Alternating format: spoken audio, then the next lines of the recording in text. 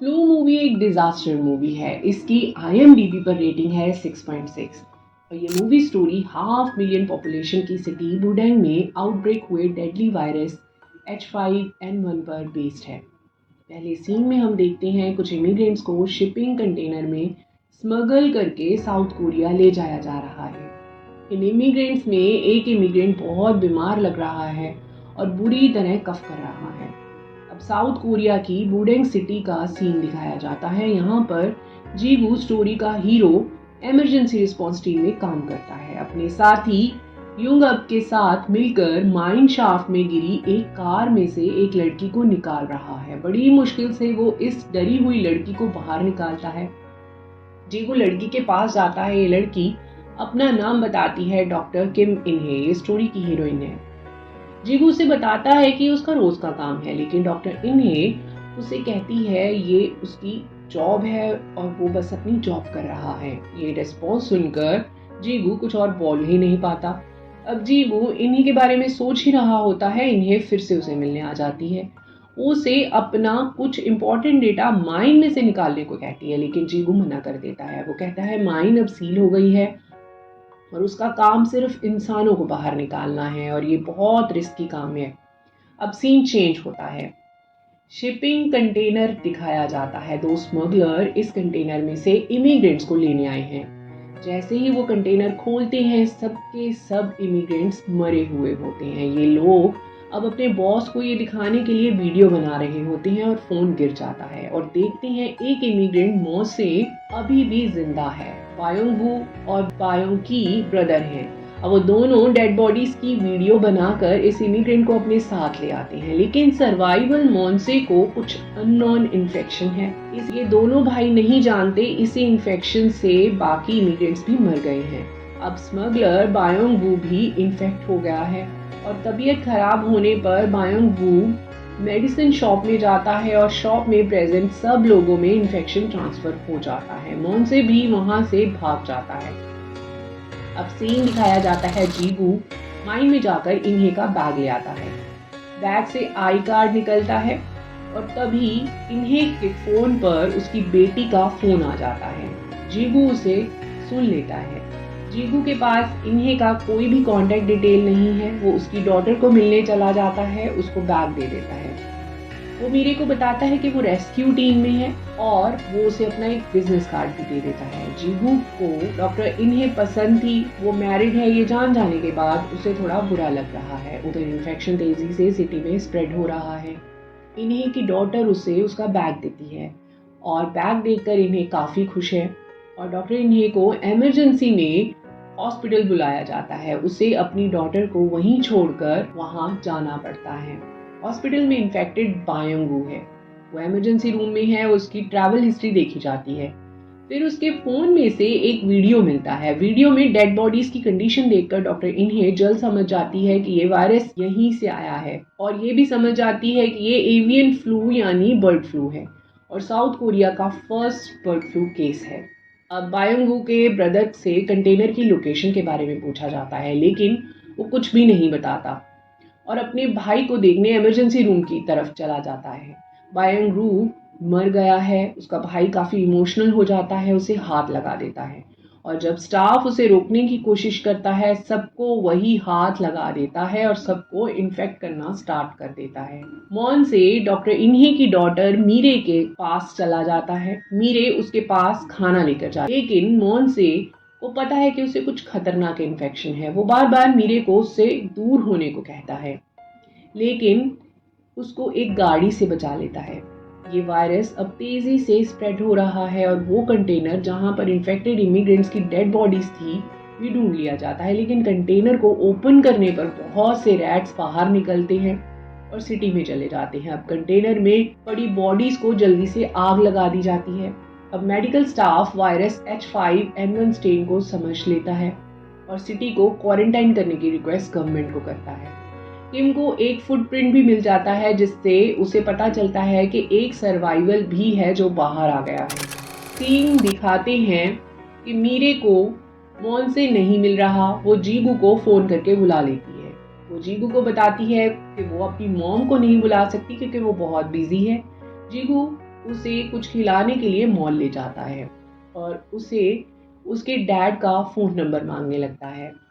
मीरे बताती है कि उसके डैड उन्हें छोड़कर कई साल पहले अमेरिका चले गए थे और अब वो उसे मिलने नहीं आते।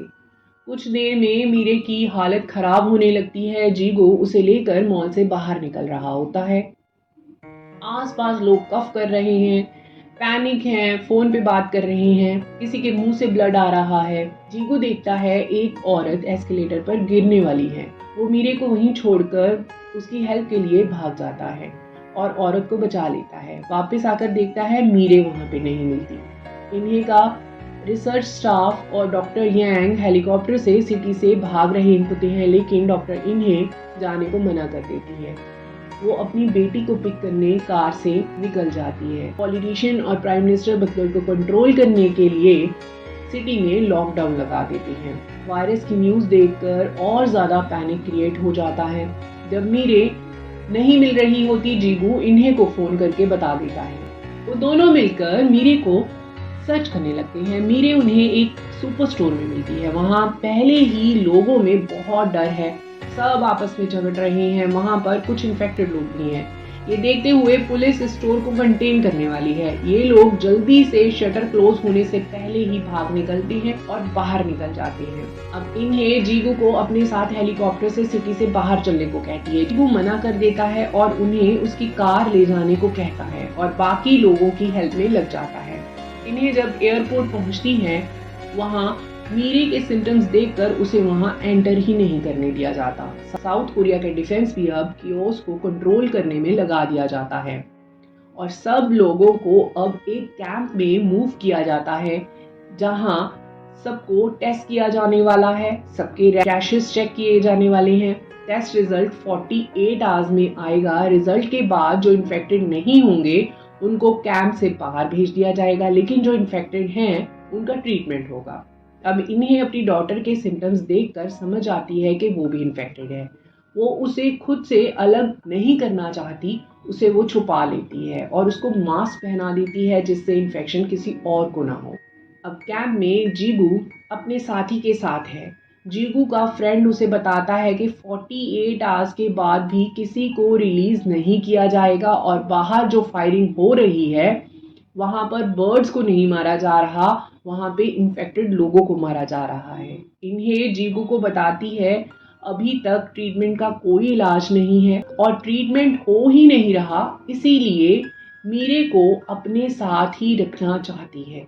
उधर प्रेसिडेंट सियोल में है। उसे पता चलता है कि अनइन्फेक्टेड लोगों को 48 आवर्स के बाद भी रिलीज नहीं किया जा रहा। कांग्रेसमैन और WHO ऑफिशियल कहते हैं कि ये वायरस काफी खतरनाक है और किसी को कैंप से बाहर नहीं निकाला जा सकता। कैंप में गू कुआन दिखाया जाता है, बहुत नास्टी और क्रूअल रेजिडेंट है।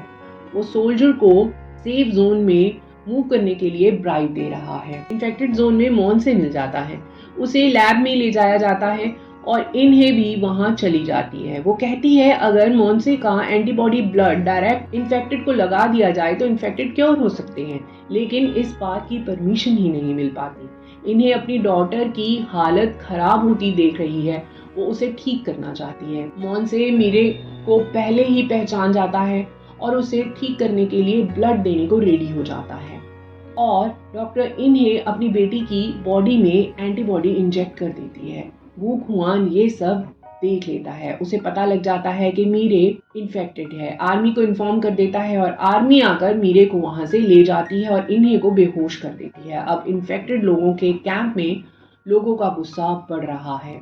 उन्हें कैंप में 2 दिन रुकने को कहा गया था और उन्हें वहां 1 वीक हो गया है। कैंप में झगड़े होने लगते हैं, दंगे होने लगते हैं। वू खुआन एक सोल्जर के ट्रक में चढ़ जाता है, लेकिन उसकी स्किन पर रैशेस देखकर उसे ट्रक से उतार दिया जाता है।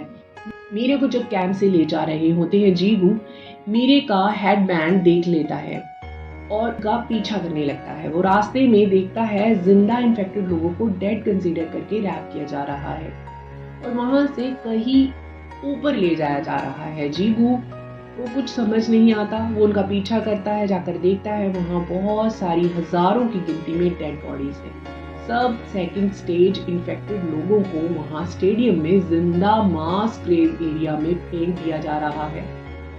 जीवू जल्दी से मीरे को ढूंढने लगता है। बड़ी मुश्किल से पाइल ऑफ बॉडीज से उसे मीरे मिल जाती है। तभी सीन चेंज होता है, दिखाया जाता है एक सोल्जर सैंगमूंग इन्फेक्टेड हो गया है। उसका सोल्जर फ्रेंड चुलगो उसके लिए काफी वरीड है।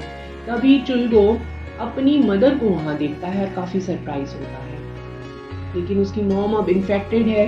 चुलगो इमोशनल हो जाता है, मास्क उतारकर अपनी मॉम को गले लगा लेता है। आर्मी उसे रोकती है। वो दोनों सोल्जर लोगों को बताते हैं यहाँ कोई भी ट्रीटमेंट नहीं हो रहा है, लोगों को आग लगाई जा रही है, उन पर गोली चला दी जाती है और गोली सैंगमूंग को लग जाती है। मॉब बैरिकेड्स तोड़ देती है, गुस्से में आ जाती है और जाकर पहले स्टेडियम में देखती है।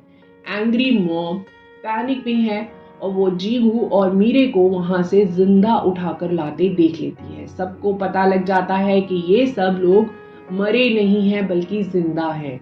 सोल्जर्स जो कह रहे हैं सच है, इन्फेक्टेड लोगों का ट्रीटमेंट नहीं हो रहा, उनको जिंदा जलाया जा रहा है। अब सब लोग बहुत गुस्से में हैं और भगदड़ मच जाती है। अब सब मिलिट्री यूनिट्स, मेडिकल स्टाफ को वहां से भागना पड़ता है। मेडिकल स्टाफ मोन्से के साथ वैन में निकल रहा होता है। वो लोग इन्हें को पिक करने के लिए वहां पे रुकते हैं। बायों की एक मॉब के साथ वहीं आ जाता है अपने ब्रदर का बदला लेने के लिए। मोन्से और एक और स्टाफ मेंबर को स्टैब कर देता है। अब इन्हें और बाकी स्टाफ वहां से भागने में कामयाब हो जाते हैं। जीगू इन्हें को कॉल करता है और बताता है कि उसकी डॉटर पहले से बेटर है। इन्हें का कहना है अब उसकी भी मोन्से की तरह एंटीबॉडीज बन गई हैं। वो जीगू को बुडैंग हाईवे एग्जिट पर जाने को कहता है। वू कुआन जीगू को वहां देख लेता है और वो जानता है कि मीरे में डिजीज की एंटीबॉडीज हैं, लेकिन जीगू वहां उसके साथ कुछ कन्फ्रंटेशन के बाद वहां से निकलने में कामयाब हो जाता है। गू खुआन मॉब को समझाता है कि उन्हें सियोल जाकर वहां के लोगों को इन्फेक्ट करना है और उसके बाद ही गवर्नमेंट डिजीज से लड़ने के लिए कोई राइट डिसीजन लेगी। मिलिट्री कैंप के वेपन्स के साथ वो हाईवे एग्जिट की तरफ मूव होने लगते हैं। प्राइम मिनिस्टर को जब ये कंडीशन पता चलती है कि एंटीबॉडी कैरियर मारा गया है, सिचुएशन कंट्रोल में नहीं आ रहा है और मॉब बुडैंग से बाहर आ रही है, सबको रोकने के लिए मिलिट्री टैंक्स और आर्मी लगा दी जाती है।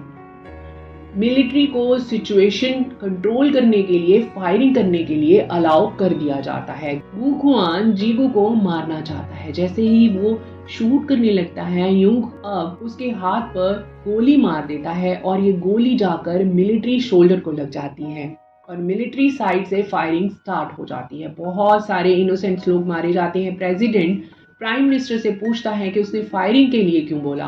प्राइम मिनिस्टर बताता है कि उन्हें पूरी नेशन के लिए सोचना होगा। उसके पास डेटा है, यहाँ पर मेजॉरिटी नेशनल्स बुडैंग को क्वारंटाइन करना चाहते हैं। मेडिकल ऑफिसर डॉक्टर यांग बताता है कि एंटीबॉडी कैरियर मीरे बुडैंग में है और डॉक्टर इन्हें भागते हुए सिटी एग्जिट पर पहुंच जाती है। प्रेसिडेंट से बात करती है और उन्हें बताती है कि मीरे उसकी बेटी है, उसको रेस्क्यू करना होगा क्योंकि उसके ही ब्लड से ये वायरस क्योर हो सकता है।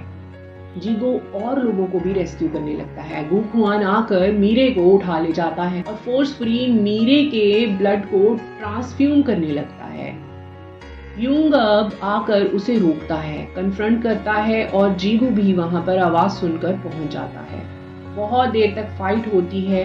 वू कुआन मर जाता है। अब प्रेसिडेंट जल्दी से आकर गवर्नमेंट ऑफिशियल्स को बताता है कि ये फायरिंग रोकनी होगी क्योंकि अब क्योर मिल गया। लेकिन WHO और प्राइम मिनिस्टर नहीं सुनते, वो कोई रिस्क नहीं लेना चाहते। कहते हैं कि उनको पूरे वर्ल्ड को रिस्क में नहीं डालना। किसी को ऑरेंज लाइन क्रॉस करने पर शूट ऑन साइट का ऑर्डर दे देते हैं। मीरे भीड़ में खो गई है। एक मॉब जो ऑरेंज लाइन की तरफ बढ़ रही है उसमें ही पुश होती आगे आ रही है। डॉक्टर इन्हें मॉब को रोकती है। मीरे अपनी मॉम को देखते ही उसकी तरफ भागने लगती है। जीगो मीरे को रोकता है, वो भी पीछे भागता है। आर्मी कैप्टन शूट करने को कहता है। मीरे ऑरेंज लाइन क्रॉस कर लेती है और फायरिंग स्टार्ट हो जाती है। डॉक्टर इन्हें अपनी डॉटर को कवर करती है और गोली उसके शोल्डर पर लग जाती है। मीरे अपनी मॉम के आगे होकर कहती है मेरी मॉम को शूट मत करो। ये देखकर सब लोग इमोशनल हो गए हैं।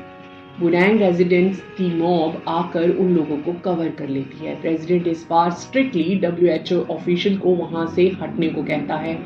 कमांडिंग ऑफिसर को एंगेज होने से मना कर देता है।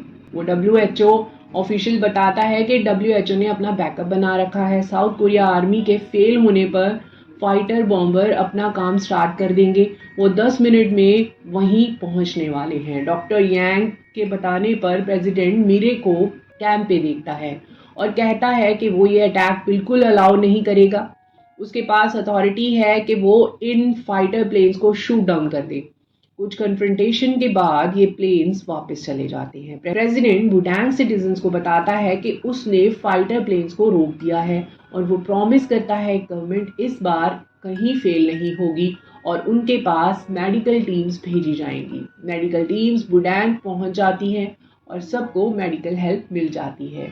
मीरे के ब्लड से वैक्सीन बनाने के लिए उसे सियोल भेज दिया जाता है। इन्हें और जिगू अब एक साथ हैं। इसके साथ ही मूवी खत्म हो जाती है।